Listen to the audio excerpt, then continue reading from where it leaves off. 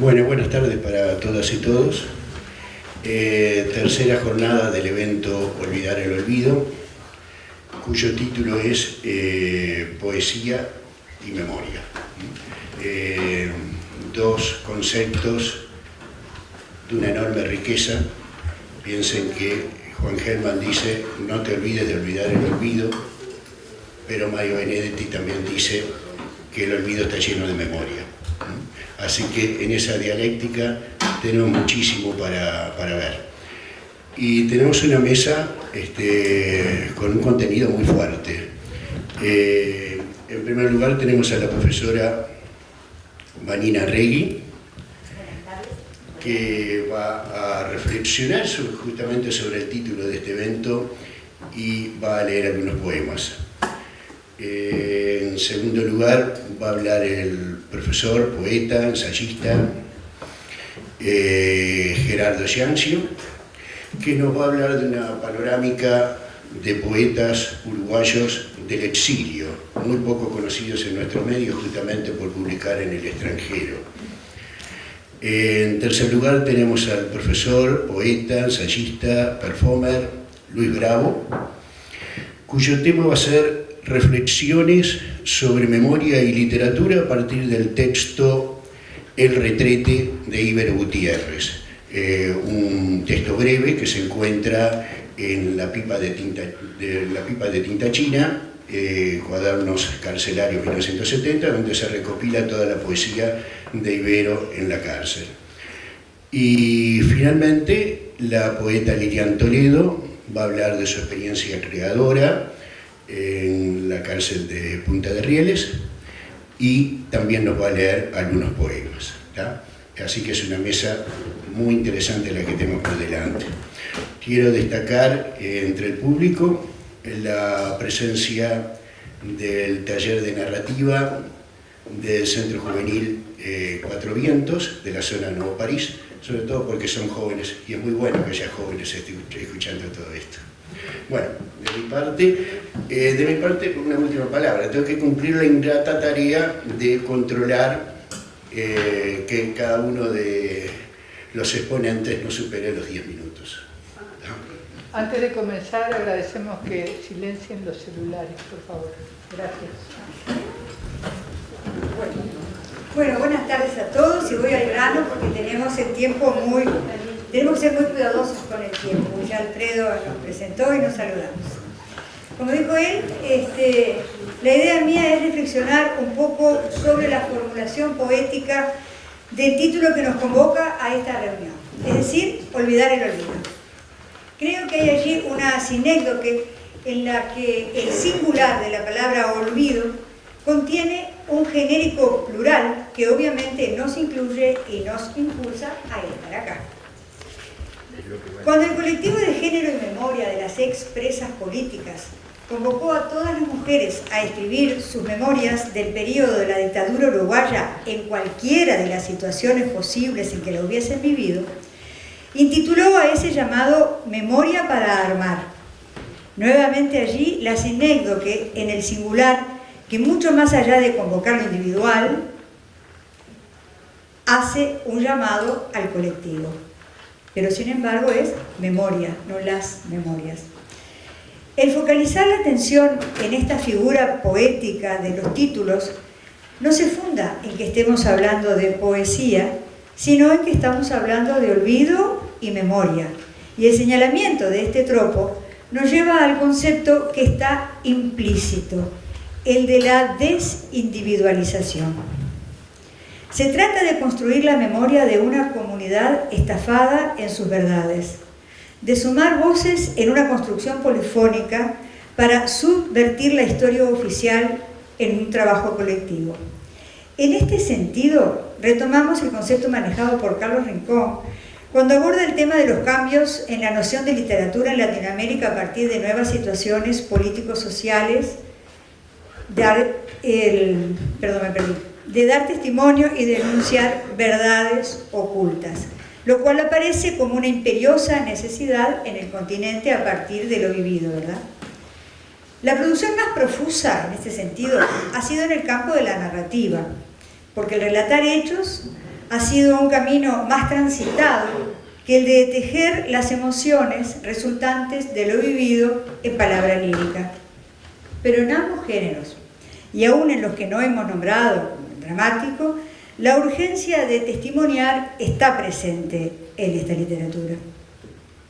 Y eso nos reúne nuevamente en este olvidar el olvido, es decir, dejarlo atrás, hacer presente la memoria, no permitir que el olvido la fagocite.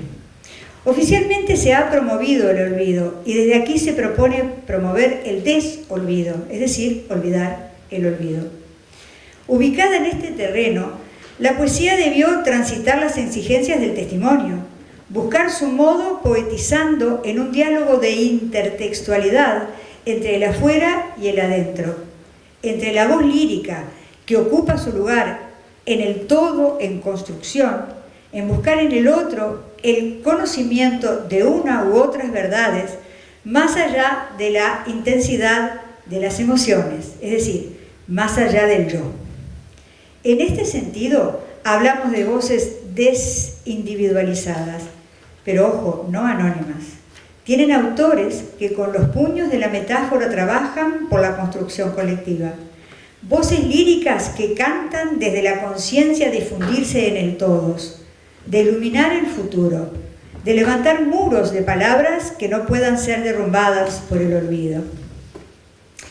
Y yo quiero leer con ustedes 3 poemas, y hay algunas copias por allí para los que quieran seguir la lectura, que son 3 monumentos de palabras que nos recuerdan, por un lado, que somos todos los constructores, por otro, que es imprescindible mantener la candela implacable del recuerdo, y por otro, que nos asumamos parte de la cadena suntuosa de la que da testimonio la poeta.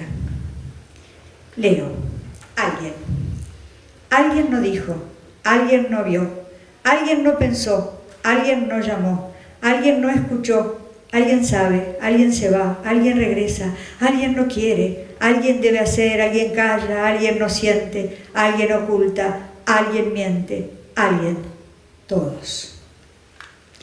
Este es un poema del 2.º tomo de Memorias para Armar, y el seudónimo de quien lo escribió es Ana Laura, porque allí los textos se presentaban con seudónimos, justamente también en el entorno de esta desindividualización.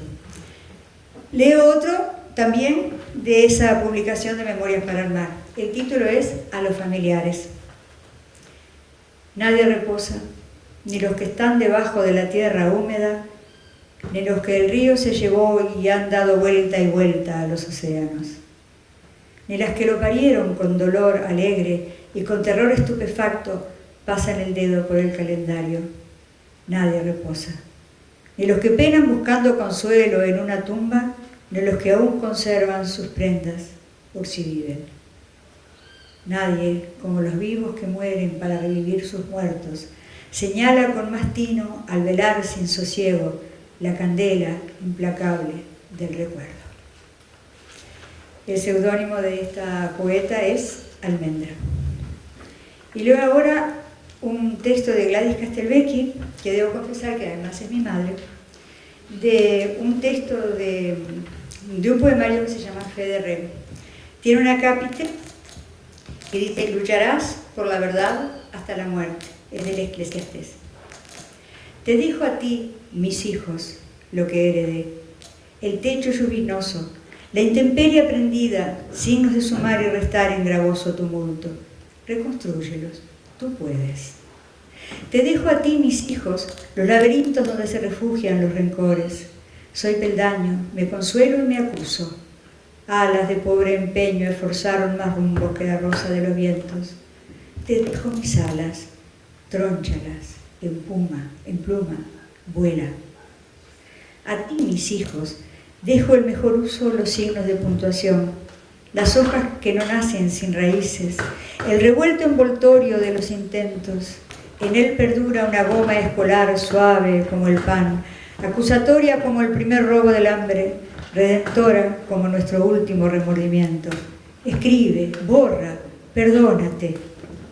A ti, mis hijos, el agua que entendió la sed, la cadena suntuosa de la que doy testimonio. No te dejo la soledad del mar, es bien de todos. Dejo mis remos, y acaso algún jirón del viento servicial que me asistió, que sople en tus caminos. Te dejo, hijos, las escasas palabras que aprendí y mi absoluta fe en el abecedario, laboriosa, congregadora hechura. Y te leo mi silencio, no lo oigas.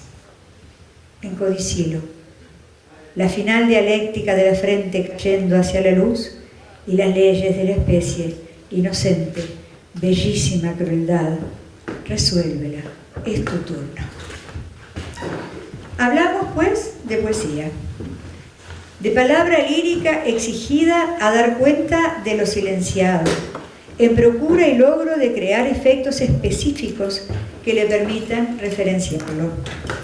La que suele llamarse poesía de denuncia o poesía de la resistencia puede salir sin miedo y con garbo de ese rincón de subgénero, porque ya tiene ganado un honroso lugar en la poesía con mayúscula y a secas. Los poemas leídos recorren desde el más simple minimalismo hasta las cumbres de la metáfora, pasando por un exquisito logro de la palabra poética puesta en contacto directo con la más cruda realidad. Por eso me gustaba hablar de este título, no olvidar el olvido, poesía pura desde el título. Muchas gracias.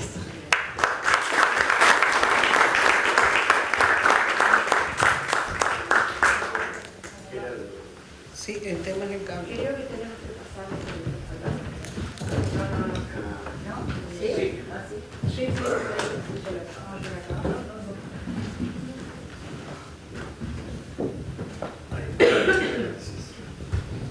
Gracias. Buenas tardes.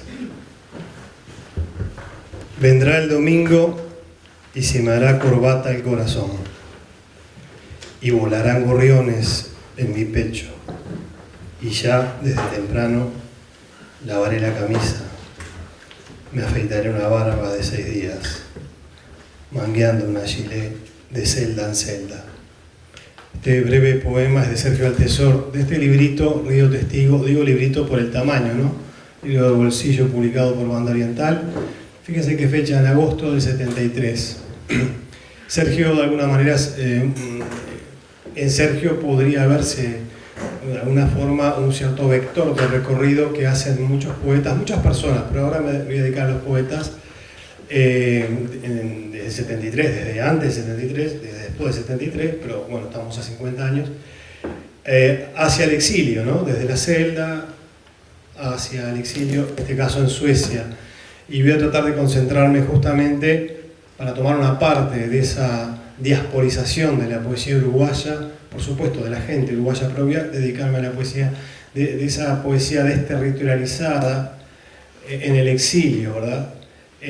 Tomando justamente este como doble exilio, cualquier exilio en otra cultura, no importa si es de nuestra misma lengua, con otras variedades lingüísticas, también es un exilio de alguna forma lingüística, pero cuando una lengua está en otra matriz, en otra familia de lenguas como el sueco, por ejemplo, u otras, parecería que hay como se agrega otra dificultad más al que tiene que irse. Por eso presentaba este texto de Sergio.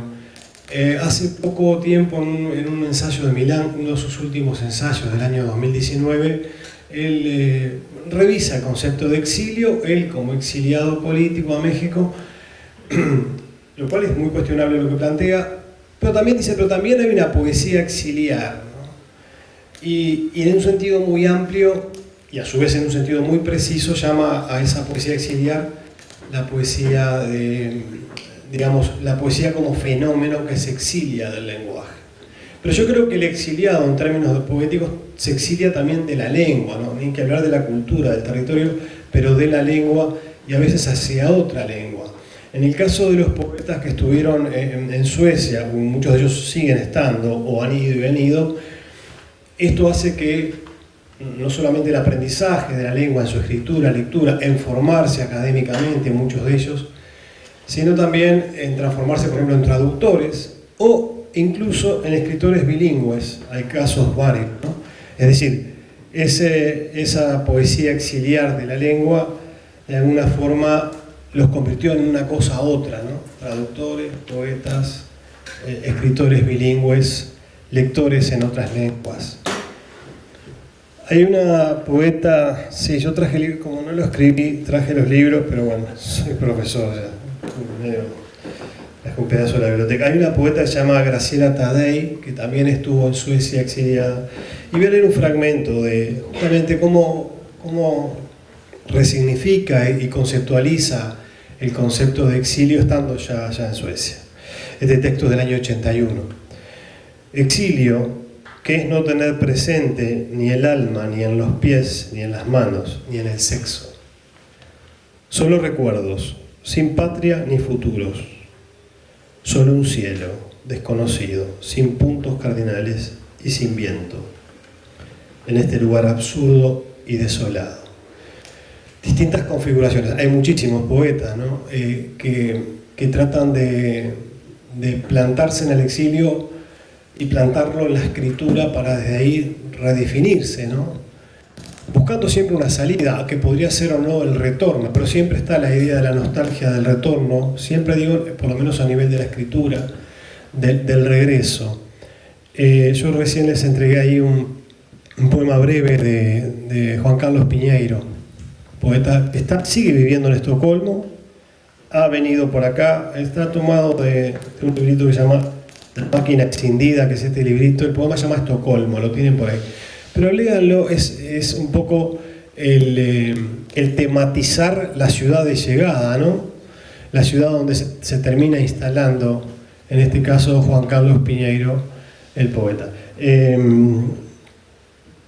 Esta diáspora y desterritorialización, ¿no? Este exiliamiento, podemos llamar, de la escritura poética, ha habido intentos antológicos, básicamente, y de muestras de reunirlos, ¿no?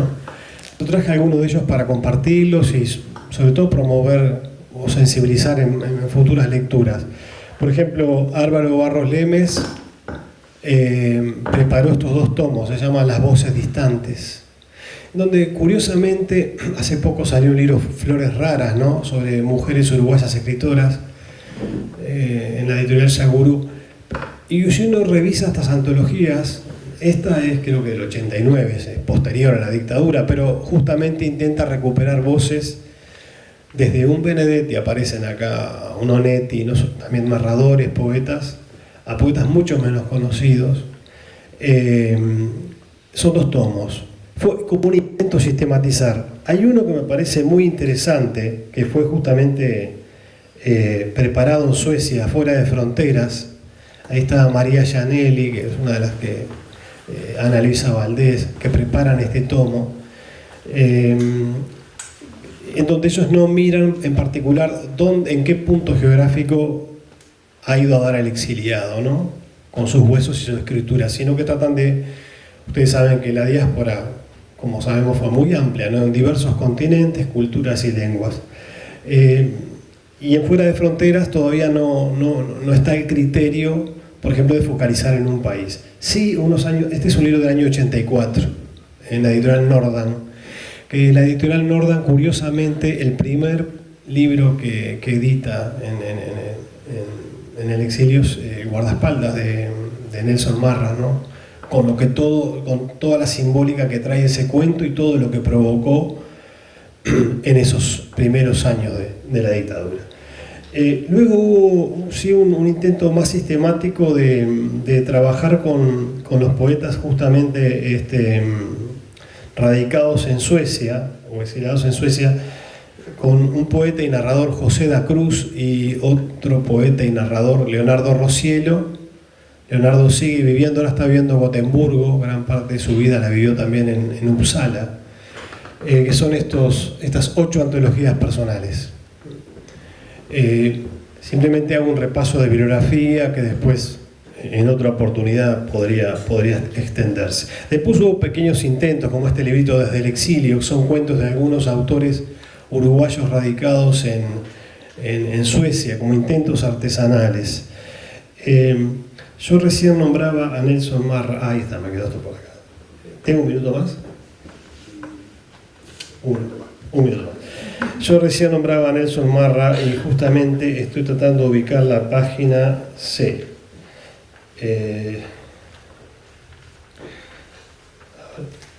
Nelson creo que define bien, hace un momento leía el poema de Sergio Altesor en La celda, ¿no? Y el poema que tienen allí de Juan Carlos Piñeiro, ya en Estocolmo. Nelson, en un poema del 79, Nelson Marra, que es poco conocido como poeta, define la salida del país, el desarraigo, el desgaje, ¿no? La ruptura, y eso que tiene un carácter de aventura no voluntaria, ¿no? Cuando el exilio es con estas características. Dice Marra: ayer partí y lo último que vi del Uruguay fue una plaza. Las fronteras son todas iguales.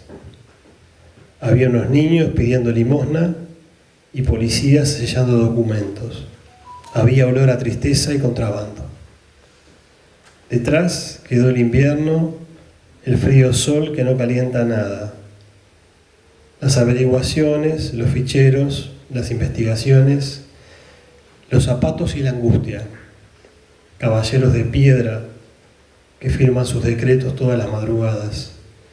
Y pájaros hermosos que trinan en las copas de los árboles. Una tenue canción que no quiero olvidarme y el beso de todos mis hermanos.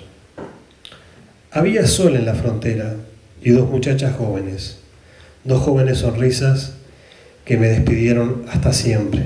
Bueno, Marra tuvo una estadía, creo que un par de años vivió en Suecia, ¿verdad? Creo que estamos bien ahora, ¿no? Vamos terminando por acá. Bueno, gracias.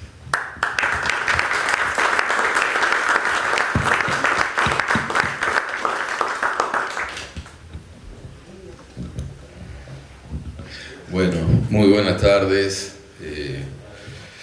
a todos los presentes. Agradezco mucho poder participar de este ciclo, Olvidar el Olvido. Esto se llama Reflexiones entre Memoria y Literatura a partir del texto del Retrete de Ibero Gutiérrez.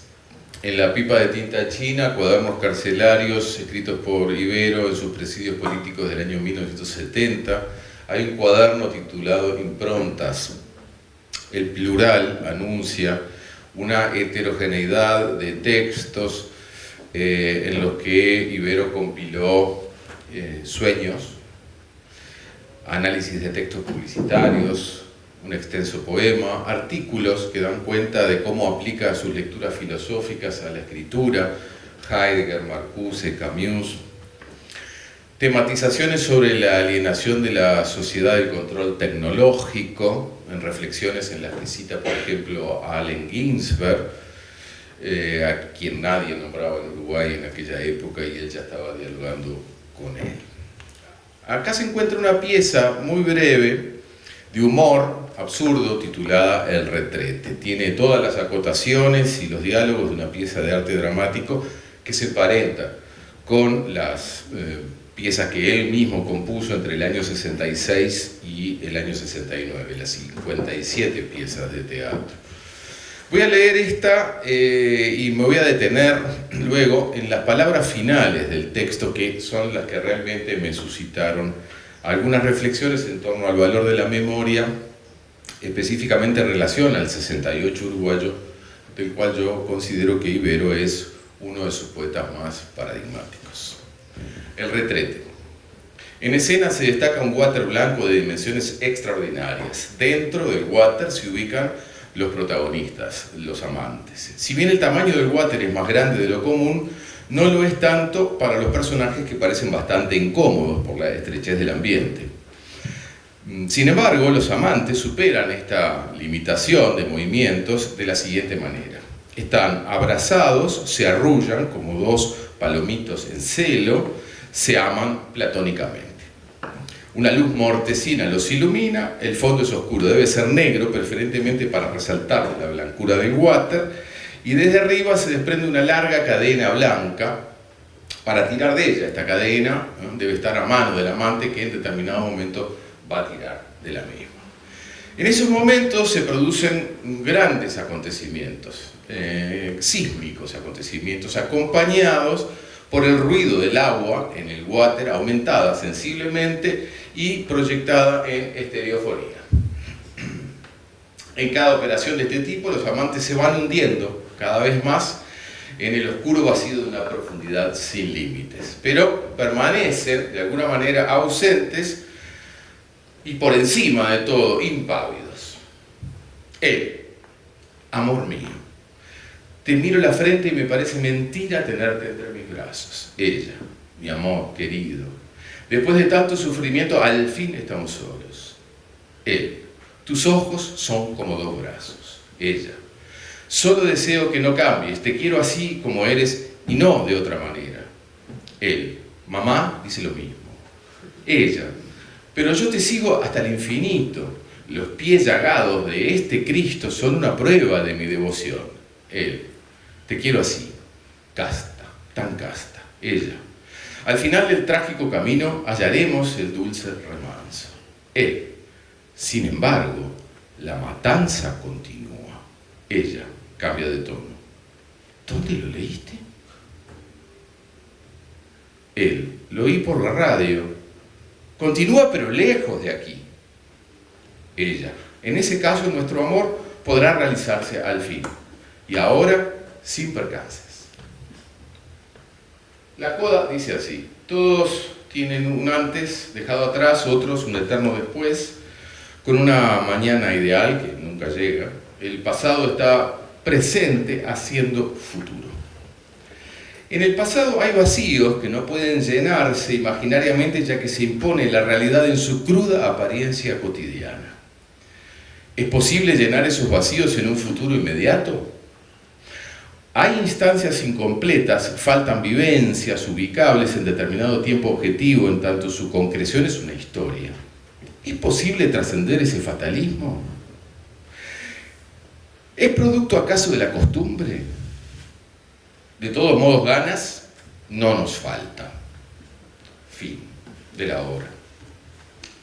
Bueno, muchas cosas hay acá, obviamente, pero yo voy a tratar de ir al punto. En lo formal, no puedo dejar de ver la fusión del urinario de Marcel Duchamp, llevado a este retrete del tercer mundo para enmarcar en ese espacio absurdo una escena estúpidamente idílica. Por otro lado, el diálogo de la pareja joven representa la mentalidad de un amor casto, edulcorado, de una clase obediente a un sistema de valores tradicionalista, que además niega la realidad circundante, que en este caso es la denominada matanza. El doble desafío de la ironía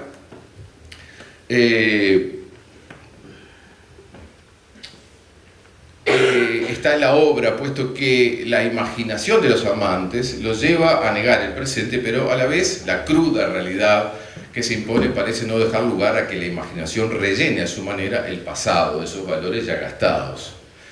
Dicho de otra manera, en estas palabras finales del texto hay algo inquietante cuando dice que en el pasado hay vacíos que no pueden llenarse imaginariamente, ya que considera que la realidad se impone en su cruda apariencia cotidiana. En el extenso poema Impronta, escrito también en ese presidio en marzo, entre enero y marzo del 70, en la cárcel de Punta Carretas, Ibero afirma con letras mayúsculas, a modo de consigna, esto: la realidad es un concepto reaccionario. Por tanto, es posible interpretar que aquí, igual que en la pieza, estamos ante una ironía. Lo que sigue es una pregunta que continúa la reflexión. ¿Es posible llenar esos vacíos en un futuro inmediato? ¿Es posible trascender ese fatalismo? La respuesta la da la afirmación final: ganas no nos faltan. Pero las reflexiones en torno al vínculo entre pasado y futuro haciéndose me llevaron a vincular estos conceptos y preguntas e ironías con el concepto de memoria multidireccional de Michael Rothbard.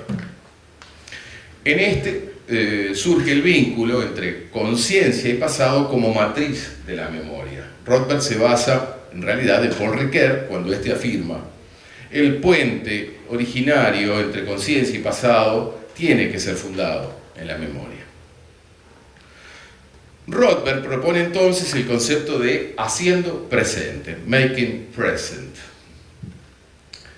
como el de una memoria útil para trabajar de manera activa en proyectos como este, de olvidar el olvido, en los que el pasado dé paso al presente. Dice, la noción de haciendo presente tiene dos corolarios. Primero, que la memoria es un fenómeno contemporáneo, algo que mientras concierne al pasado ocurre en el presente. Y segundo, que la memoria es una forma de trabajo que se pone de manifiesto mediante una acción determinada. En principio encuentro que el haciendo futuro de Ibero y el haciendo presente de Rothbard parecen apuntar a un mismo objetivo, que es trascender la memoria de la costumbre que instalamos como pasado para crear un presente futuro, liberado de las carencias que se hicieron presentes en el pasado. Por último, Rothbard plantea que la memoria multidireccional es el punto de fuga de lo que denomina la memoria competitiva, siendo esta la que suelen adoptar las historias oficiales, canónicas o institucionales. En sus palabras, la define así: es una memoria en la cual el pasado es una lucha por obtener reconocimiento final, en el cual solo puede haber ganadores y perdedores, vencedores y vencidos. Es decir, una lucha que se vincula a una violencia de corte letal. Cierro la cita. A partir de la caída de Allende en el año 73 y de la dictadura argentina del 76, los vencedores militares celebraron la victoria de sus gobiernos a lo largo de todo el continente. Dieron rienda suelta a su desdén por las vidas humanas de los vencidos, acometiendo un genocidio político de alcance continental, nunca visto en la historia moderna anteriormente. Así intentaron escribir y sellar con la sangre de los derrotados la historia a su favor. Las democracias tuteladas que vinieron después, en los años 80, agregaron a esta historia sangrienta la teoría de los dos demonios. El demonio de la izquierda armada y el demonio de las fuerzas armadas que iban a combatirla. Ejemplo de historia competitiva, si las hay. Esta es la historia competitiva, contada para calmar las propias malas conciencias de los políticos exliberales y sobre todo haciéndose cómplices de los crímenes de la guerra sucia y del terrorismo de Estado. Esta lógica de vencedores y vencidos es justamente una política de la memoria que hoy resulta necesario superar, contrarrestar, contraargumentar, porque sus argumentos están en la Cámara de Senadores y de Diputados de la República. Es necesario dar lugar a dinámicas de la memoria desde las cuales pueda recogerse no lo que fue militarmente derrotado, sino lo que fue dado en aquella época de transformación, como posible presente y como soñado futuro. Por parte de quienes dieron, por cierto, la vida por las luchas de liberación, durante los años de la Revolución Juvenil que dio vuelta al mundo y que, como ícono, se identifica con el 68.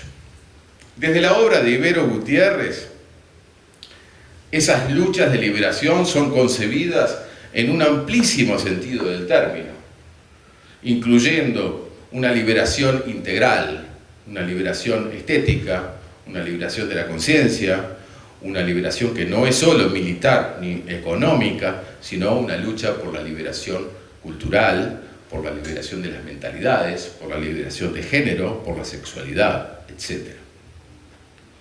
Según Rothbard, la memoria multidireccional tiene el potencial de crear nuevas formas de solidaridad y nuevas visiones de justicia.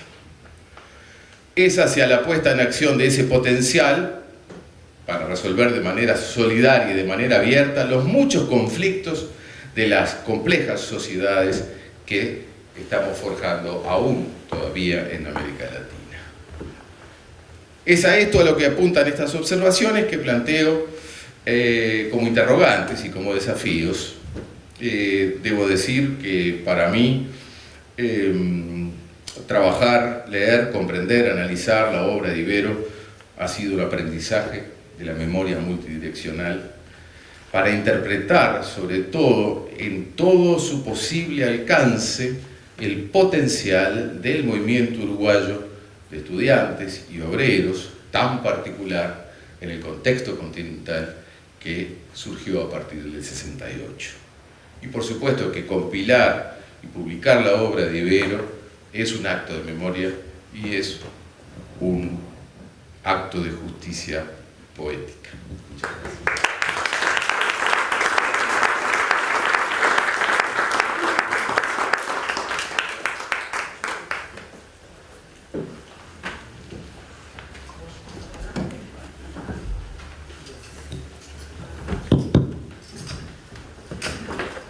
Mejor, porque se precisa un tiempito para recepcionar y, bueno, todo lo que han venido diciendo. Yo, por lo menos, después que escucho, necesito tramitar. Bueno, gracias por invitarme. Es claro que mi lugar en esta mesa es el del testimonio. No sé si es claro, pero yo lo agarré viaje con eso. Mi formación tiene que ver con trabajar con gente, como lo hacemos todos, pero se llama psicología social. Testimonio, pero también interrogante acerca de la posible relación o no, para no darla por hecho, entre memoria y literatura, entre poesía y memoria. ¿Por qué darlo por hecho? Mejor pensarla, interrogarla. Interrogar porque cuando uno interroga se incomoda, se pone en movimiento, se desarma, tiene que dar respuestas, aunque sean situacionales, para volver a buscar. De literatura no sé mucho. En realidad lo que sé es lo que me ha dado la posibilidad de encontrarme en los relatos, de encontrarme en mi historia. Pero busqué, y dicen, una definición que me gustó, dicen que dijo Octavio Paz acerca de la literatura, que era un ejercicio de la disconformidad. Me encantó. Me pareció que era el lugar posible para ubicar lo que había encontrado en mi camino, para ubicar posiblemente lo que he podido escribir y narrar, y sobre todo para ubicar una posible relación con un concepto de memoria. Y también me gustaría seguir tirando ideas acerca de esto. La primera es que es una construcción colectiva. Claro, hay muchos colectivos, como decía Luis, ¿no? Con distintas intencionalidades y proyectos. Así que me propongo no pensar que hay una sola memoria de hoy y para siempre, que es presente, sí, que se actualiza. Porque si no corremos el riesgo de la domesticación, aún nosotros los que nos creemos los buenos. Y la domesticación nunca va a dar lugar ni a la literatura ni a la poesía. También es un acompañante, la memoria, digo. Un lugar de búsqueda y encuentro, como la literatura. De esto quizá pueda dar un poquito de testimonio. Tengo algunas compañeras de camino acá que me van a poder ayudar a dar cuenta de si sí o no. Si hago memoria, aprendo, enseño. Dicen que dijo Liliana Bodoc, argentina, autora de nuestra edad, fallecida, de una obra de literatura fantástica que se llama Memorias Impuras. En mi caso, les decía, hablando esto de fundamentar el testimonio, y sí me voy a tomar el permiso de leer un texto que escribí. Llevo la marca de los libros que me leía mi vieja de noche, que compraba una vez por mes, con lo que el magro sueldo de mi viejo le permitía, haciendo cuentas, sumando y restando, que lo creía una inversión necesaria.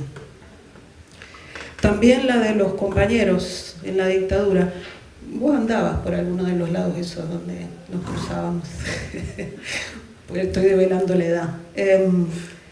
Libros que nos ayudaban a entender la situación en la que estábamos. Pienso en Benedetti, pienso en Onetti, que rascábamos entre algunos estantes escondidos y que nos daban sustento a algunas de nuestras interrogantes. Y libros que leíamos o recordábamos en el penal de Punta de Rieles. Había una biblioteca, estaba bastante nutrida, se les pasó justamente por esto de no leer tanto. Y también libros reconstruidos desde los relatos. Lo cuento porque creo que viene a cuento a reafirmar esta idea de que la literatura es encuentro, por lo menos para mí. Y si no fuera así, si no fuera encuentro y fortalecimiento de la identidad, no tendría sentido, por lo menos para mí. Yo, insisto, no sé si hice literatura, tampoco sé si hice poesía, esto capaz que lo intenté intencionadamente. Sí sé que se está cayendo la estantería, suele pasar con la literatura y la poesía, se caen las estanterías. Decía que sí sé que necesitamos escribir cartas, poesías, narrar historias.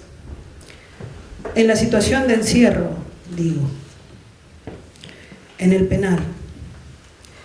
En el caso de las mujeres nos permitió por momentos espacios compartidos, celdas, barracas.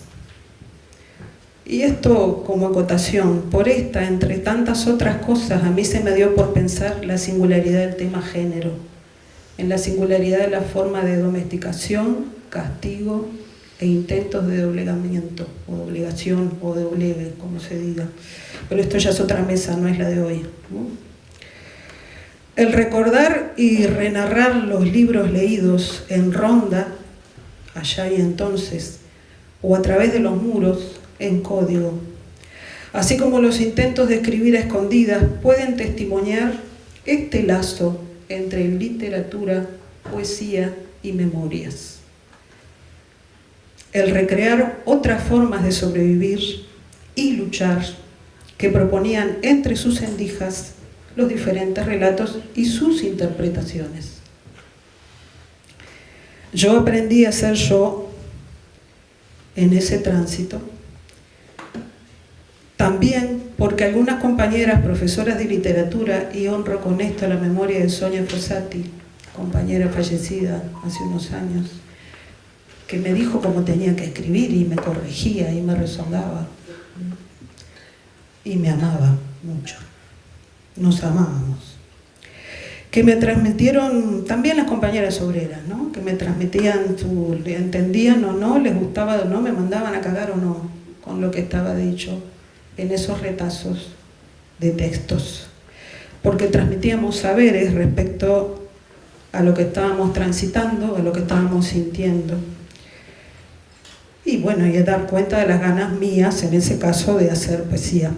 Allá no era asunto de convocar musas, en Punta Rieles no llegaban las musas, yo creo que a ningún lado llegan, pero bueno, allá menos.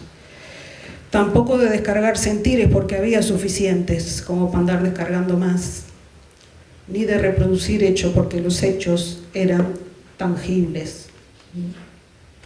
Sí de recrear, sostenidos tanto en el recordar como en el proyecto. Hacer poesía es laburar, es trabajar, es crear, poniendo en juego el tiempo vivido, pero también el tiempo deseado, ese que deseamos construir. Es cierto que a veces es más explícita la relación entre poesía y memoria, entre literatura y memoria, intencionadamente explícita. En mi caso, yo seguí escribiendo luego de salida, de liberada.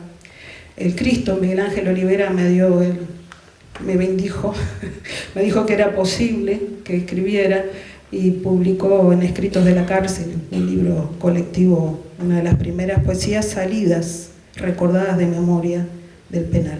Como tarea me lo creí, como tarea, no como logro ni como cosa hecha. En especial, creo que esa relación interrogada entre memoria y literatura, entre poesía y memoria, traté de transitarla conscientemente en un texto prosa poética, ponele, muy malo, pero muy claro en cuanto a esta relación. Seguro tiene más de memoria que de poesía, pero si me permiten, la voy a leer. Se llama Hasta el Caracú. Yo se lo compartí a las compañeras que vinieron si querían leerlo, pero no les veo actitud. Bueno, las perdono igual. Hasta el Caracú. Y esto es en memoria de Beatriz Martínez La Bea, obrera metalúrgica, también fallecida hace poco. Llegamos en un camión del ejército junto a las noticias de la guerra de las Malvinas. Lo primero era, asomamos primero la cabeza, luego el cuerpo esposado a los recuerdos, y nos encontramos de frente a un edificio rotundamente rojo. En su locutorio esperaríamos las dos, cada una con una soldado a modo de partener, que nos daría la entrada al establecimiento de reclusión número 2. ¿Qué razón tenías, Simón? No sería fácil estar allí. Tendríamos que aprender nuevas habilidades, aprender a sostener y a ser sostenidas en un mismo movimiento. Movimiento, sin duda, circular. Dentro estarían ellas, esperándonos, advertidas y ansiosas, las compañeras. Ellas cortarían mi larguísima melena, aquella que llevaba desplegada cual transgresión, y también llorarían por mí. Mientras lo hacían, lo que yo sentía en ese ritual de iniciación, sin embargo, era alivio. Alivio por ser una más, de gris atuendo y sonrisa ancha. Entre toletes y con estúpidas órdenes, las soldados también nos ayudaban a darnos cuenta de que estábamos en un lugar con pocas reglas, pero claras. Doblegar, domesticar, quebrar. Luego de algunas caminatas circulares en los patios cerrados, luego de varias conversaciones, comenzamos a aprender cómo hacer artesanías. Era como asumir que estábamos allí con nuestros huesos, pero no de cualquier manera. Desde mi salida, llevé durante unos meses un anillo de hueso. Aunque en ese tiempo no parecía cumplir su cometido, quizá por ello, levemente, quebró su línea y se partió. Decidí guardarlo como memoria, como constatación. Sé que aún está allí, aunque nunca lo miro. El comienzo era esperar el rancho y ver si aparecía nadando entre el verde y amarillo del ensopado de turno algún caracú. Bastante blanco y sin demasiados poros. Esta tarea requería de toda la concentración disponible. Reunía muchos más contenidos que los que podían adivinarse. Y ese era el comienzo de todo. Y el final, quizá también el final. Esa alianza fue mi contraseña desde que crucé aquel umbral, allá sobre la línea del horizonte, dejando atrás los cantos, sus presencias, nuestras consignas. Un mes de abril de 1984, recobrando y perdiendo en un mismo movimiento circular mis anteriores lugares. El comienzo era encontrar en el rancho el caracú adecuado y con él en las manos, a la hora de la siesta, palabra benevolente para designar aquel hiato obligatorio. Empezar a penetrar el hueso con la punta de la aguja quebrada. Mucha agua y paciencia, muchas palabras salidas de las historias que nos contábamos, repetíamos, recreábamos, rodeando el hueso, redondeando. sosteniendo la insistencia de incidir, de marcar, de generar un hueco y luego cortar y luego dos cortes, dos círculos concéntricos que conformarían el inicio de la pieza que faltaba. Aunque lo llevé en mi dedo por un tiempo, de este lado del umbral no parecía cumplir su cometido. Había que aprender nuevas habilidades, había que aprender a sostener y ser sostenido en el mismo movimiento sin duda circular. Movimiento necesario para tallar una alianza, un anillo de hueso. Así nacía un regalo que otorgaba ligazón, identidad, reconocimiento de lo que estaba entre nosotras, así como de lo que ya no estaba. Estaría, porfiado y desapercibido, junto a cada una de nosotras, en los círculos andantes de los recreos, la inhóspita espera de la hora de visita, el transcurrir del zafarrancho, el plantón o el calabozo. Luego de logrados los círculos concéntricos, se desprendía una pieza aún tosca, necesitada de caricia y de muchas más palabras para ser limada. Luego de la fajina, en medio de las sanciones, de las tareas involuntarias o de los ejercicios físicos realizados, tanto a escondidas como al sol, según fuere la táctica de presión de turno, esta pieza iba a recibir muchas insistencias limadoras para volverla suave. Insistencias que modelaban anillos y vivencias. Contábamos con un inmenso agujero negro por delante, que podíamos rellenar de proyecto o de tristeza, según fuera nuestra capacidad de vida o de imaginación, que para el caso era lo mismo. Parecíamos hermanas, sacerdotisas, legión, un femenino ejército contrapuesto a la verde masa dócil y obediente, un mar de gris que resplandecía. Ellos no valoraron los caracúes, ni la insistencia, ni las palabras, tampoco la paciencia. Por eso se perdieron el caracú, ese que nadaba y que nada aún en la historia. Nosotras valorábamos la paciencia, la construcción, la insistencia, el pequeño gesto que trazaba la línea fuerte de la unidad. El anillo de hueso era un regalo que nos hacíamos y nos comprometía hasta el final. Nos reencontramos en la Plaza Libertad, emocionadas hasta el caracú, quizá con huesos quebrados, pero con la historia entera y los anillos de hueso en cada anular.